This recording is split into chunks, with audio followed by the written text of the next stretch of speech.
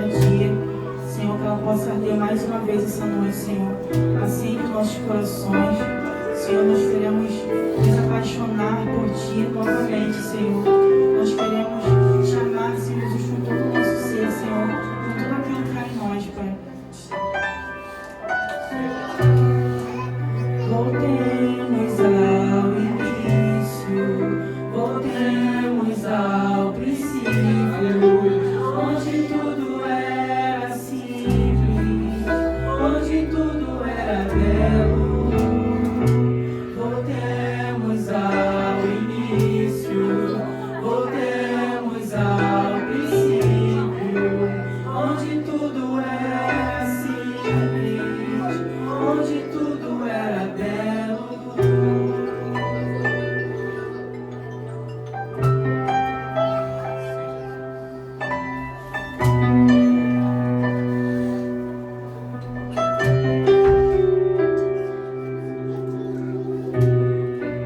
Voltemos ao início, voltemos ao princípio, onde tudo era simples, onde tudo era belo. Voltemos ao início, voltemos ao princípio, onde tudo era simples, onde tudo era belo. Leva-nos de volta ao primeiro amor, leva-nos de volta ao primeiro amor, leva-nos de volta ao primeiro amor. Leva-nos de volta ao primeiro amor, leva-nos de volta ao primeiro amor, leva-nos de volta ao primeiro amor. Se nós iremos contigo, amado amigo, retornaremos ao lugar a qual pertencemos. Se nós iremos contigo,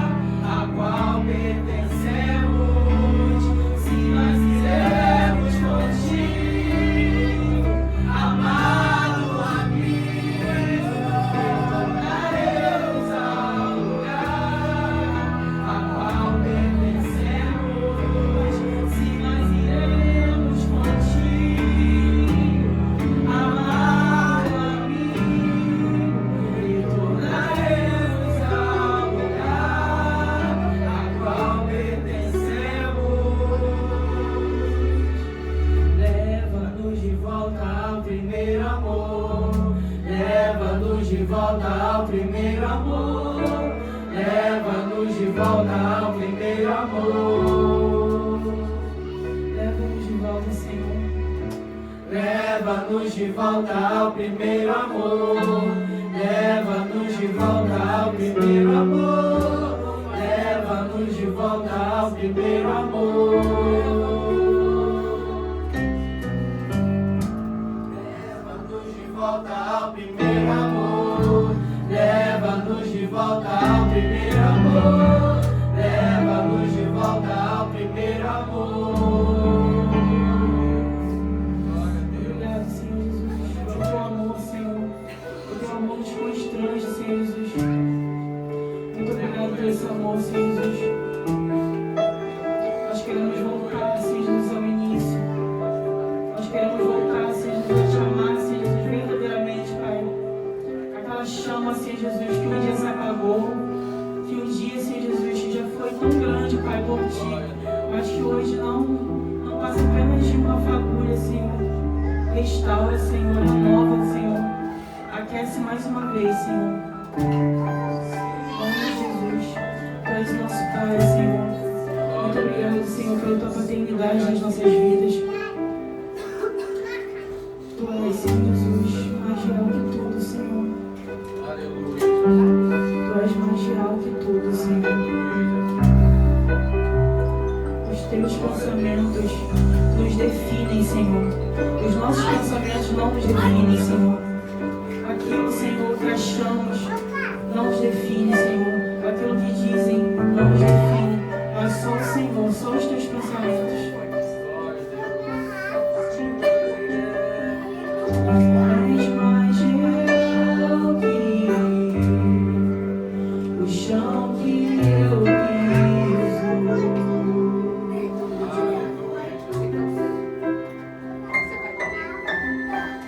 És mais real que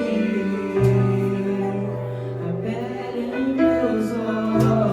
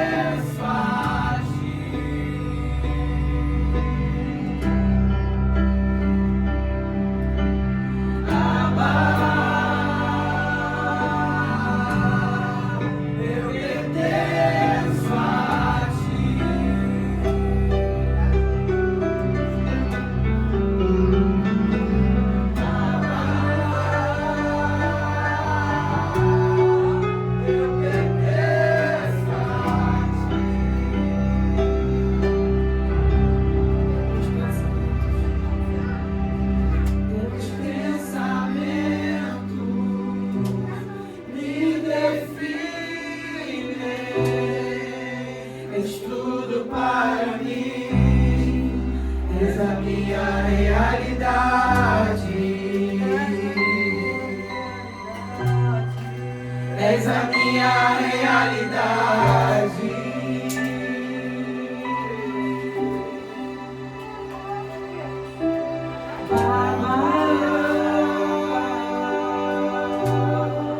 Eu pertenço a ti.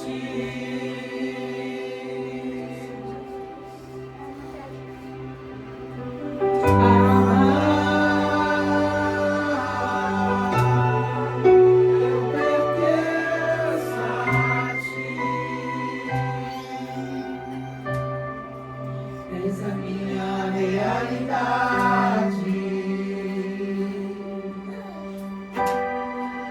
És a minha realidade. Aleluia, Jesus. Glória a Deus. Aleluia. Glória a Deus. Aplauda o Senhor, queridos.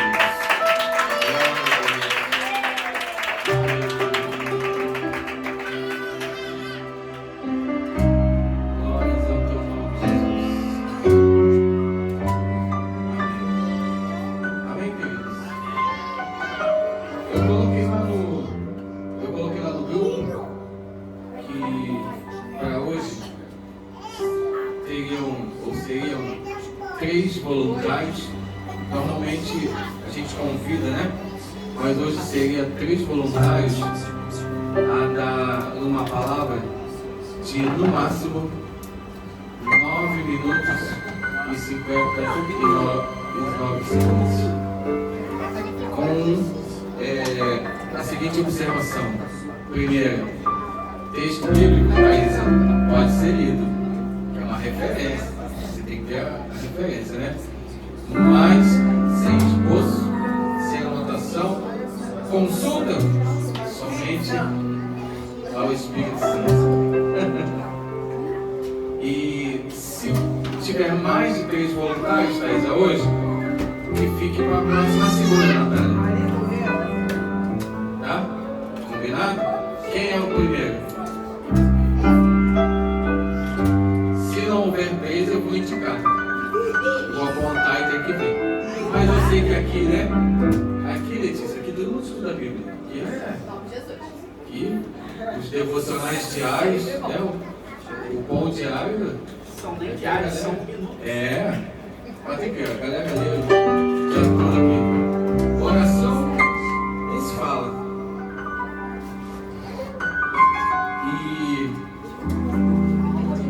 E aí, queridos?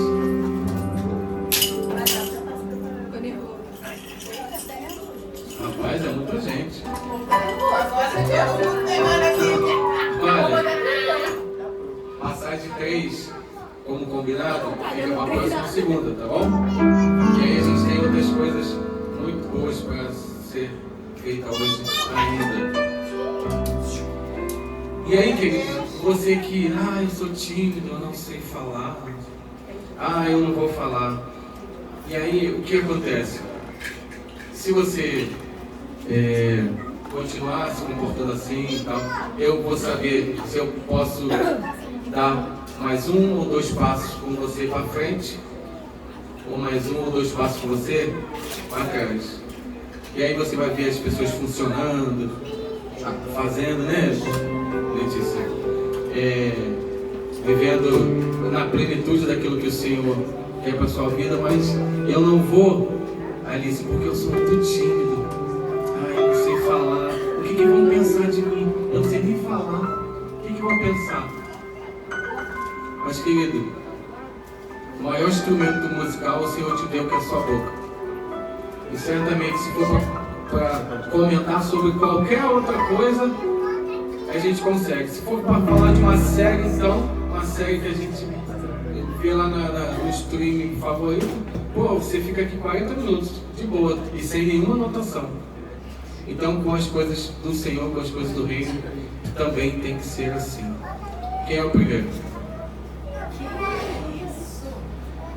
Isso, é sempre ele. Em pé. Em breve a gente vai improvisar um púlpito aqui. Pegar o latão.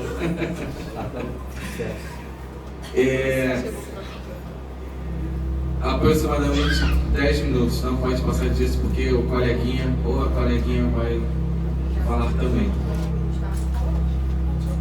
Boa noite, irmãos. Eu vou estar lendo em 1 Coríntios 4, 10. 1 Coríntios 4, 10.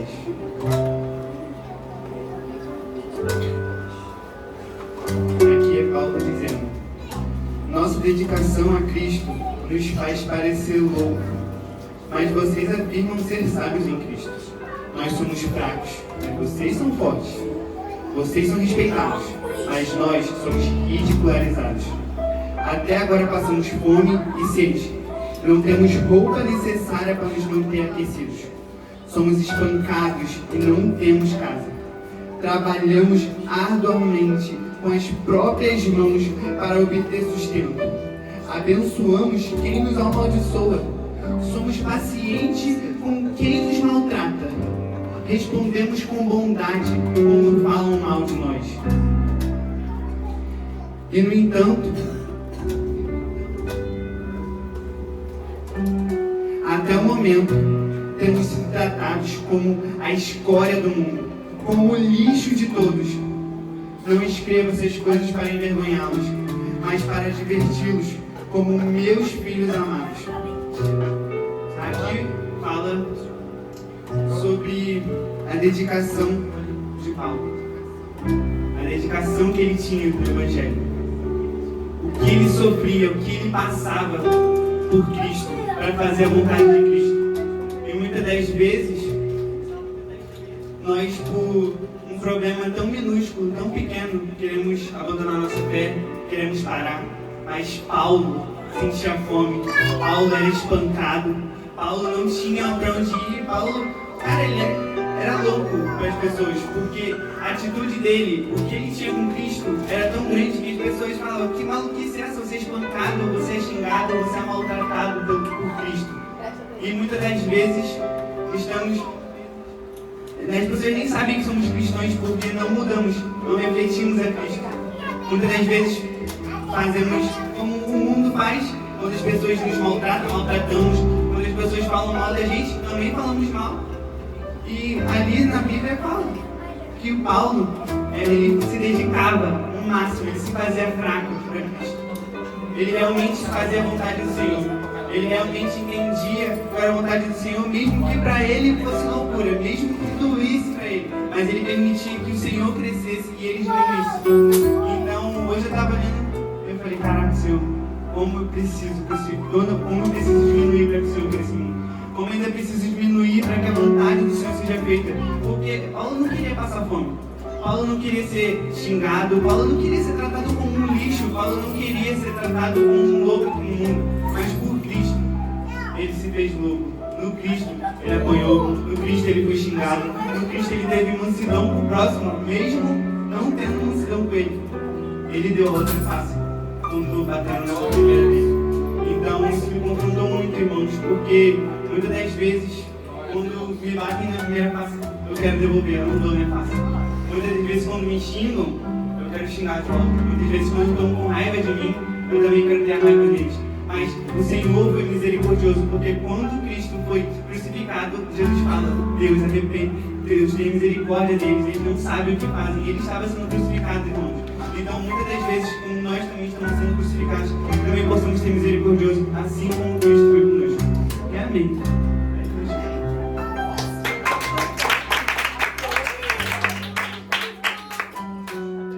Quem é o próximo?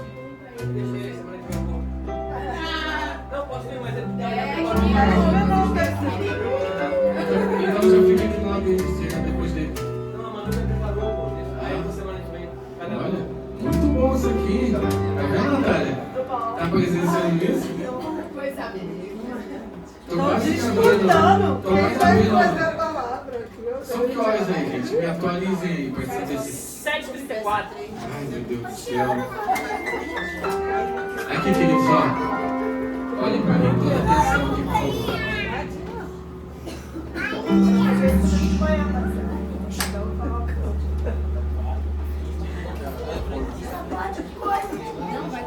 Boa noite. Ontem, quando o Didi botou no grupo, eu pensei um pouco sobre o que eu vou falar, E hoje de manhã, quando eu acordei, me veio aquele texto lá de Apocalipse, no capítulo 2, que fala sobre a igreja de Esmirna, que está lá no capítulo 2, a partir do versículo 8. Que ele vai começar dizendo assim: escreva esta carta ao anjo da igreja em Esmirna. Esta é a mensagem daquele que é o primeiro e o último, que esteve morto, mas agora vive. Conheço suas aflições e sua pobreza, mas você é rico. Sei da blasfêmia dos que se opõem a você. Eles se dizem judeus, mas não são, pois a sinagoga eles pertencem a Satanás. Não tenha medo do que está prestes a sofrer. O diabo lançará alguns de vocês na prisão a fim de prová-los, e terão aflições por 10 dias. Mas se vocês permanecerem fiéis, mesmo diante da morte, eu lhes darei a coroa da vida. Quem tem ouvidos para ouvir, ouça o que o Espírito diz às igrejas. Quem for vitorioso não sofrerá dano à segunda morte. Quando eu estava lendo esse texto hoje, me veio muito sobre essa parte final, quando fala sobre permanecer fiel. E quando diz que muitos vão ser lançados nas prisões e passarão aflições a fim de serem provados. E eu me lembrei muito que a gente sempre gosta daquele versículo do fazer prova do Senhor, fazer prova do Senhor, fazer prova do Senhor. Mas quando chega a hora de inverter os papéis, onde Ele quer nos provar para ver se nós vamos permanecer até o final, a gente não gosta muito. E todas as vezes que a gente tem ouvido lá na igreja, tudo que está para acontecer, a tendência é só piorar. E se hoje em dia, quando as coisas ainda estão um pouco fáceis, a gente ainda fica meio desdenhando, meio para cá, imagine quando chegar esse tempo das aflições. Porque o que a gente tem mais estudado, é sobre Cristo está voltando para encontrar uma noiva que vai estar preparada, uma noiva que o espera e que realmente faz com que os passos dele se aproximem com mais rapidez. É uma noiva ansiosa que quer ter esse encontro com Ele. Ela não tem medo dele vir, mesmo sabendo que quando Ele virá, vai ser os dias onde essas coisas vão acontecer, onde as aflições, onde as perseguições, onde as prisões vão acontecer, mas ela entende que o meu noivo está voltando e isso é suficiente. E quando Ele falou nessa parte final sobre permanecer fiel, eu me lembrei naquele versículo que tem lá no livro de Números.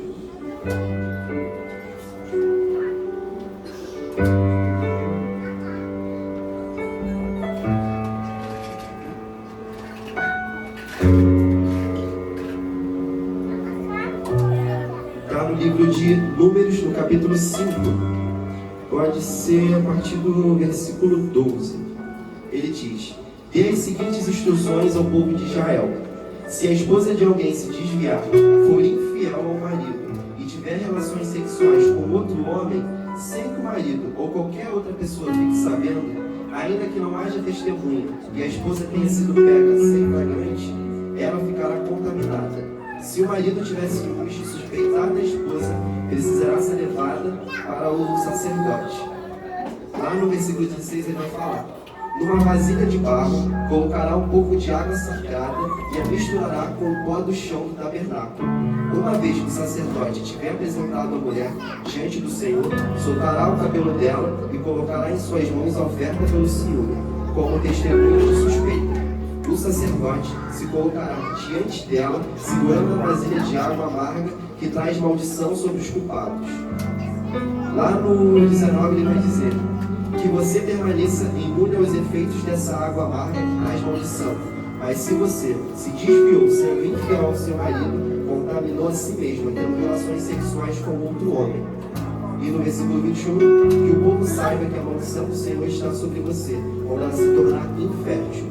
Aqui vai dizer que quando o noivo tinha qualquer tipo de suspeita sobre a noiva, ela tinha que passar por esse lugar de prova com ele, onde ela teria que tomar essa água suja. Esse lugar que para muitos seria um momento de humilhação, porque ele literalmente pegava a água do chão do tabernáculo, ele sujava e botava e misturava junto com a água para ela tomar. Caso ela tivesse sido realmente infiel, a barriga dela inchava e ela se tornava infértil. Mas se ela não tivesse o traído, ela ia gerar filhos. E quando eu li aquele texto lá de Esmirna e li esse, me veio sobre sobre estar fiel no momento da aflição. E quando eu vi esse sobre, se Cristo vir hoje e nos oferecer essa água suja, o que vai ser gerado através dessa prova dele conosco? Nós vamos gerar vida ou nós vamos gerar morte para nós mesmos? Porque nós não vamos poder gerar nada se nós estamos sendo infiéis a ele. E quando falamos que nós somos uma noiva que está à espera dele, nós temos que entender que nós somos somente dele, não de outras pessoas, não de outros amores. Porque dizer que se Deus, como ali falava, o homem suspeitasse da sua noiva, sequer nem ele tinha uma testemunha, mas se ele suspeitasse, ela tinha que passar por aquilo. E por muito menos quando o Senhor quer nos provar, a gente quer trazer pessoa para falar, para isso, para aquilo. Mas quando o Senhor ele quer nos provar, não adianta a gente ter desculpa nenhuma. É sobre nós estarmos tão confiando na presença dele, de que quando ele trazer essa água suja, nós vamos confiar, porque nós sabemos que ele é o nosso único, perfeito amor.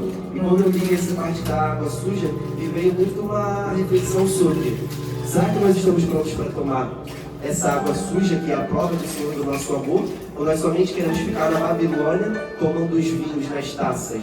Que significa um amor, um lugar onde a gente está confortável, fugindo dos problemas, e que quando chega a hora da Babilônia ver o chão, o Senhor fala: fujam da Babilônia, não fiquem lá dentro. Não é mais algo igual no Egito sobre eu vou libertar, mas é sobre vocês têm que fugir e vocês têm que sair. Então, sobre nesse novo tempo que a gente está entrando, ele está oferecendo essa água suja para que nós venhamos tomar, para que nós venhamos nos humilhar diante dos pés dele, para provar o nosso amor por ele. Como o Luiz falou, o nosso amor pelos outros é algo louco, é algo de doido. Tomar uma água suja para provar o nosso amor por Deus, para muitos era algo de tamanha humilhação. Mas só que quando lembramos que quando Cristo foi crucificado, aquele ato de morte de cruz era algo que trazia essa vergonha, essa humilhação, de você ter que carregar aquilo que ia te matar, pelado no meio da rua, carregar aquilo até o lugar onde vai ser a sua morte. Aquilo era um lugar de humilhação. Mas só que quando aprendemos com Cristo, temos que aprender a ser humilhados, para que a honra e a glória do Pai seja exaltada através de nós.